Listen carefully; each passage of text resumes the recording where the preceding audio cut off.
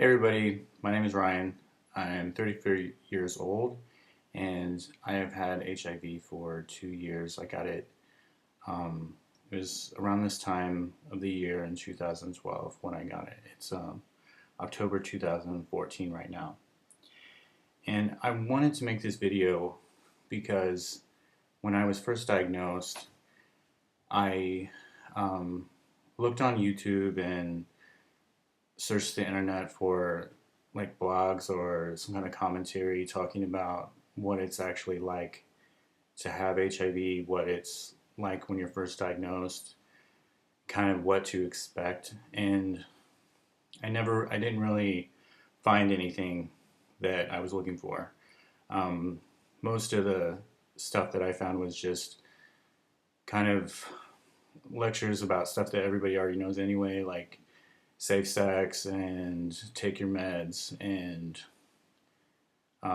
just kind of political stuff surrounding it, but not really anything like what can you expect when you are first diagnosed. And so I kind of wanted to make a video sharing what it was like for me. If you've just been diagnosed, maybe this hopefully will help you. Um, the first thing that I guess I would say if you've just been newly diagnosed is that I'm sorry that this happened to you. When I was first diagnosed, I wanted really bad for somebody to say that to me, to just say, I'm sorry, is there anything that I can do for you? Because it's a life changing event. Like if I if you're diagnosed with cancer or you have a heart attack or something like that, um, people surround you and they kind of rally around you and support you. But that really wasn't the case for me when I was diagnosed. It was kind of, um, the reaction was actually pretty negative. I didn't really feel like anybody was um, supporting me or giving any sympathy or anything, which I needed at the time, and I didn't really get that. So I'm sorry that this happened to you, but it's going to be okay. You're going to be okay. And I'm not just saying that like, oh, you're going to be okay when it's really not going to. It actually really is um, going to be okay. You're going to be fine. Um, and it really is. As long as you take your medicine, you'll have a normal life and live as long as anybody else. Um, I have friends who are HIV positive and have been. I have one friend who sticks out in my mind particularly, who was diagnosed in '87, and they said that he'd probably already had it several years before he was actually diagnosed. So, and he's alive. He's healthier than I am, and he actually, when he was diagnosed, the doctor told him pretty much go home, make a will, and try to make yourself as comfortable as you can. And ironically, he's now alive, and the doctor who told him that is dead. So um, it's not the end of anything. It's not anything like it used to be. Um, I really don't even think about me having HIV anymore unless it gets brought up. Um, so life is totally normal for me. It's nothing's really changed that much. A few things, little things have changed, which I'll talk about later, but it's okay. You'll be okay. And um, one piece of advice that I would offer is when um, when I first found out, I just went public with it right away. Like I everybody on I posted it on Facebook. I put it on all my profiles. Put it on my Grindr profile, my Scruff profile. Um, I told everybody that I could think of that it possibly would concern them. I told them all right away, like the same day I found out. And you should obviously tell anybody that you could have exposed, but I wish I hadn't told everybody. um, because as you'll find out, there's the worst part about having HIV is not that you're going to get sick or that you're going to die or anything. It's not the health stuff. It's the way that people react to you. It's the stigma that's the worst part of having HIV. It's not the actual HIV. It's the people. It's how people react to HIV. That is the worst part about having it. Um, and when you first find out, um, you go through. You're going. It's a fragile time. You're going through an emotional process of accepting it, of dealing with it, of coping with it. It's, you go through all the 5 stages of grief, and that isn't really a good time to first be introduced to the stigma. I would suggest tell who needs to know and come out slowly, when you're ready, to other people who don't need to know, if at all. Um, yeah, that's pretty much it about that. And um, when it comes to telling people that you need to tell, um, I had a really bad experience about that.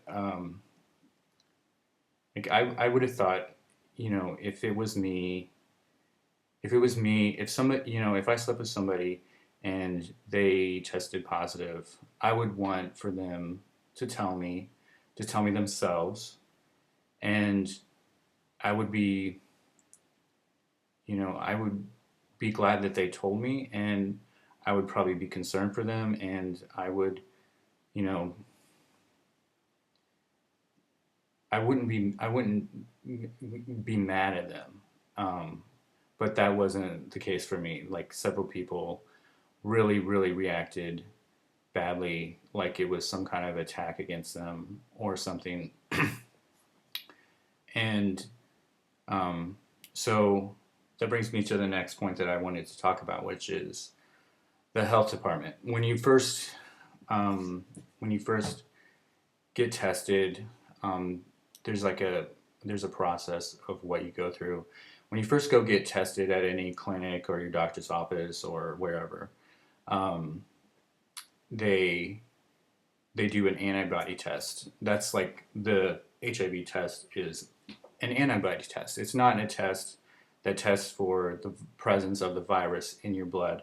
It's testing for the antibodies that your body produces in the presence of the virus. So those can very, very rarely, but they can be false. They can be like a false positive or a false negative. Um, so when you first get that initial antibody test back and it comes back positive, they do a secondary test, which is called a Western blot test, and it's a test for the actual virus. It's not for an antibody. So it's the Mac Daddy of HIV test because it tells you not only is the virus there, but how much is there and everything. Um, so when you get that test back and it's positive, that's when you're officially HIV positive. And at that point, your name goes on a government list, and it's then given to the health department wherever you live. And at least that's how it is here where I live.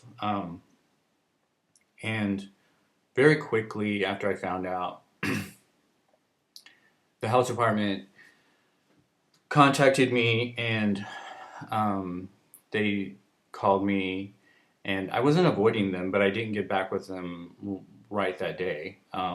But they contacted me. I knew what I figured. They're contacting me because I have this now, and they probably want to make sure that I'm okay and that I know where to go for treatment and counseling and kind of stuff like that. But that's not really why they were trying to get in touch with me. When so first of all, they called me like 3 times in one day, saying that they urgently needed to talk to me, and I was like, I'll get back. I didn't call them back right away because I was like, they're probably calling me to say, you have HIV and we're here to help you. But I already knew, so I wasn't in a hurry to call them back. So then they came to my house and taped a letter on the front door that was obviously, like it said, it was from the health department. And at the time, I was living in a house. I rented a room that I shared with two other people, two other guys, not lovers. Um, and I just felt that was really out of line for them to come and tape something to the front of my door that everybody that I would live with would see. Because, I mean, it's obvious if you get something from the health department that says like urgent on it that you have some kind of disease, right? And I just felt that that was really out of line. Um, but that's what they did. And then, so I call them, and the lady's like, we need to set up an appointment. You need to come down here and talk to us. And so I go down there, and it wasn't anything like I expected. Like I expected them to be like, here's brochures, here's information, here's a support group, here's, you know, doctors and caseworkers and stuff that you need to go see and stuff like that. But it wasn't like that at all. It was basically like a criminal investigation, and I was the perpetrator. Um, they she sat me down and started immediately going over how illegal it is to have sex with somebody while you're HIV positive and not tell them, and that it's a felony, that it's tried just like as if it were a murder. Um, like the here in my state, it's if you are convicted of it and transmission actually occurs, it's 25 years to life. If you are found guilty of having sex with somebody and not telling them, but there is no transmission, it's a minimum sentence of 10 years. And so, that's I kind of felt like I was being accused of something. And I was like, I just found out, a few days ago. And so anyway, then she wants to know right away about like pretty much everybody I'd ever had sex with in my life and all of the details about it. Who did what, who put what where, every nitty gritty detail. And where they live, what their names are, what their address is, what their phone number is. If you can't remember, they want you to give them everything that you can. What do they look like? How, are they black? Are they white? Are they tall? every every single tiny little detail they want to know. Um, and it was I felt really kind of violated about that because they didn't take into account anything about um, whether protection was used or not. I was when I tested positive, I was getting tested every single month. Down at Planned Parenthood, they were they got to where they knew me by name when I walked in because I got tested so much there, and so my it had only been I think 34 days between my last negative test and my positive test, and so and I had probably a dozen consecutive negative tests prior to me testing positive. And so I didn't really feel that people 10 months ago needed to be notified. Um, but they wanted to know every single person. And it was really kind of demoralizing.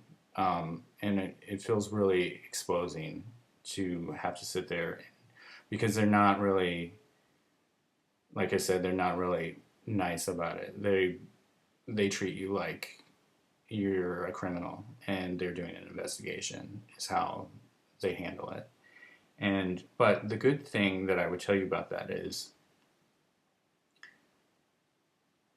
I think it's better to let them, in retrospect, if I had to do it over again, I would have let them notify every single person for me instead of me going and personally telling people that I thought needed to know. Because I mean, I had a lot of phone calls where I called somebody and said, "Hey, there's something really important that I need to tell you." Um, Spill the beans, and then I get cussed out, and I don't. I shouldn't have had to deal with that on top of grieving after finding out my diagnosis. If I had to do it over again, I would have let the health department just tell all of those people because the reaction can be really, really angry. And so, what I would say is you try to use the health department to as much as you can or you feel is appropriate to let people know who needs to know because people can be really mean when you tell them, even though you're doing the right thing, even though you're doing the mature thing, even though you're doing the brave thing by telling them yourself, they don't really, they don't hear that. They just, I guess they're confused, scared, whatever, but they take it out on you. And, it takes two to tango. I never raped anybody. They, they were willing partners and everything that we did, but as soon as you're positive, then it's like you are the bad guy. So let the health department notify people. That would be my suggestion. So then, after you find out, they're going to tell you who you need to contact. For me, it was I contacted Effort for AIDS. Every city has like an Effort for AIDS organization, like Chicago, Effort for AIDS, Atlanta for Effort for AIDS. Wherever you are, or wherever you're close to, there's an Effort for AIDS probably near you, and that's who you need to contact, and that's who will get you set up with whoever you need to get set up with. I am. It's kind of done on as far as medication and treatment goes. It's done on like depending on your income. I think for mine, the cutoff, if you like, what's too much money to qualify for anything, I think is like $36,000 a year. So it's pretty, it's pretty high. Like, so most people qualify for it, and I don't pay anything for anything. I get my doctor's free, my meds are free. It used to be that I only had. It used to just be HIV related stuff. So, like, if I was in a car accident and I broke my arm, it wouldn't be covered for that. But my HIV doctor, my pills, if I got sick or got an infection or anything like that, which hasn't happened, but if it did, then they would pay for that. But if it was a non HIV related thing, then it wouldn't be covered. But now, since Obamacare came out, instead of, because it all comes from the Ryan White Fund, and so instead of them just paying the doctors and the drug companies or whoever themselves, now they just pay my Obamacare premium. So now I have full insurance, so everything's covered. So it works out pretty good. I'm kind of there's like a silver lining in that way because I know so many people who don't have HIV and they don't have any health insurance and they don't they get sick, they get hurt, and they're screwed. So I'm kind of that's the silver lining in being HIV positive and poor is that you get free healthcare. So it's not all bad. And then also I think I get like $2,500 a year of free dental work too. So I have healthy teeth. I get free vaccines. I get free doctor visits. I get free flu shots. I never pay a dime for anything, and I have really, really good health care. So that's one thing. It's not all bad. Let's see. I talked about EFA. Okay, so haters. On all of my profile, like like I said, I came out about it right from the beginning. But so like on my Grinder profile, on my Scrub profile, on Facebook, on everywhere, it's on there that I'm positive, and I like to be out. I don't regret coming out and being like really open about it, but I wish I hadn't done it so soon after I found out, because it's hard enough to like deal with you have this diagnosis and also dealing with haters. So you kind of want to dealing with having it before you really expose yourself to ridicule from other people, which you probably will have, unfortunately. Um, but you just have to grow a thick skin about it. One thing that I've noticed is like on Scruff and Grinder, I get a lot of messages from guys who don't have any profile pictures or any information on there at all, any identifiable information, and they will send me like really nasty um, messages, or like just being dicks to me because it says on there that I have HIV. So they'll, I guess maybe they just get a thrill out of anonymously harassing somebody. But what I would say to you is, it usually starts out as they act like they just want like information, like, oh well, what is it like? They act like they're genuinely want some information about it, and then it turns out that they're just fucking with you. So I would suggest, um, if anonymous people want to talk about it on, I mean, this has happened to me a lot, so much that I would say, if you have on your profile that you're positive, and some random person with no identity messages you and wants to know about HIV, just block them, because they're probably just going to be dicking around with you. And nobody deserves to be harassed like that, especially about a medical condition that they have. It's not cool. It's in no way cool, and you don't have to put up with that.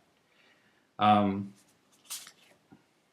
the second thing, or one of the things, not the second, I've been talking about a lot of things, but um, it's, I get this question so much, and to me, it's such a rude question. You don't have to tell anybody how you got it. It's nobody's business how you got it. And everybody thinks that it's okay to ask, and the thing about that is it's a really personal thing about, like, and it's not something that you want to think about and that you want to dredge up in normal conversation with people. You don't have to tell people, it's okay to tell somebody, you know what, that's kind of a personal thing, and I'm not really comfortable talking about that. Maybe if we get to know each other better, I can tell you more about that, but I don't really feel comfortable talking about that. It's okay to say that. You don't have, it's not, your life doesn't have to be public knowledge just because you have HIV, and you don't owe anybody anything and explaining to them anything. The only person that needs to know is who you're having sex with, and um, if you go to a doctor, they need to be aware of that. But anybody else, you don't have to. No explanation is necessary. You don't have to. You don't have to put yourself out there. You don't have to tell somebody something that you're uncomfortable with telling them about. And so that's what I would say about that. You don't have to disclose information. Um, and I made myself these little flashcards to like keep me on track about what I wanted to say. And I'm on the last one. So anyway, how I got it. I just got in telling you don't have to tell anybody. But I trust you guys, and I think you're all pretty cool. And plus, I really don't care. Um, but this is like a big shock to people. Is I got it as a top. I hadn't. There's no way, even maybe kind of sort of, that I could have gotten it any other way.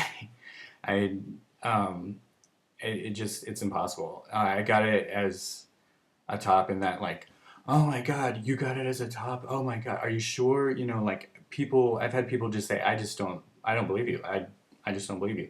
And it's like, well, why would I lie about it? And why is it so strange to people and so out of the realm of reality that somebody that you could get it from topping? I mean, if you're engaged in risky sex, especially anal sex, of course you're going to be at some kind of a risk if no matter which end of it you're on.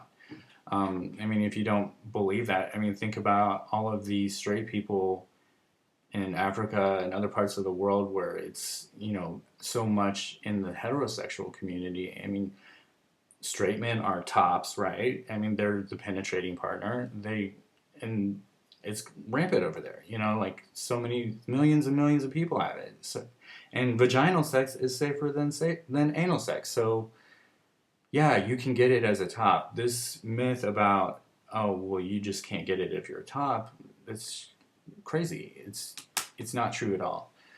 It's probably true that it's less risky, but it's still a risk, especially if it's like a case where that I was in where I was I was dating a guy and we talked about um,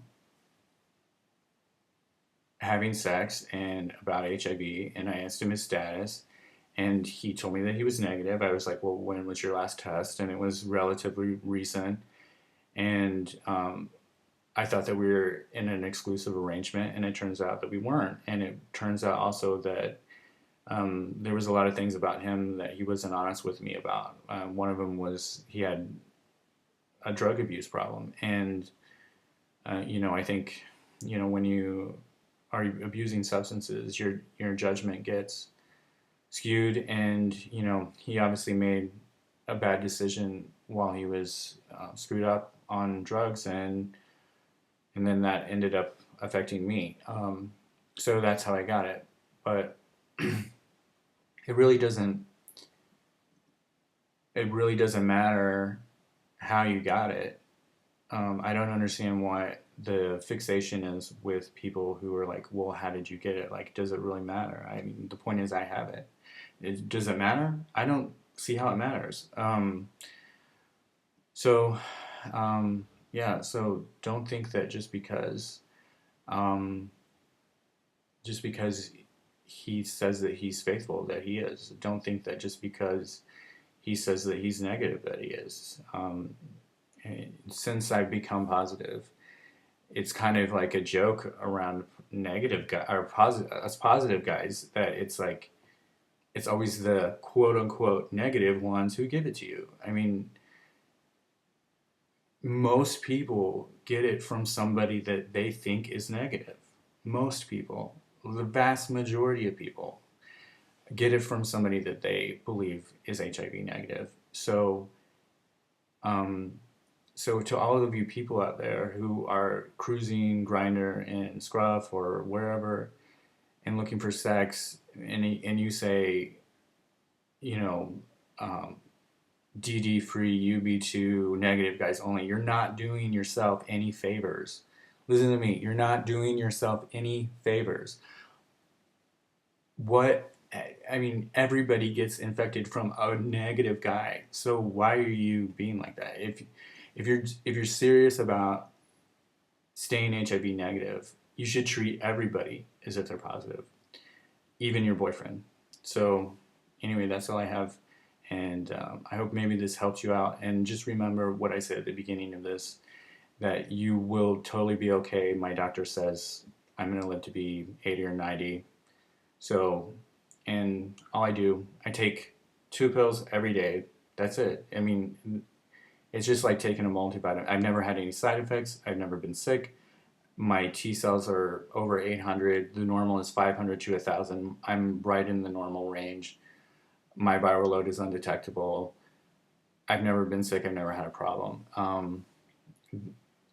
It's like I said, the main hardest part of dealing with or having HIV is the stigma. So I'm going to be talking more. Probably, hopefully, I can get this successfully posted and maybe talk a little bit more about the stigma and we can discuss that later. But anyway, I hope you're having a great day and keep your chin up. You will be fine. It's not that bad having HIV. Bye.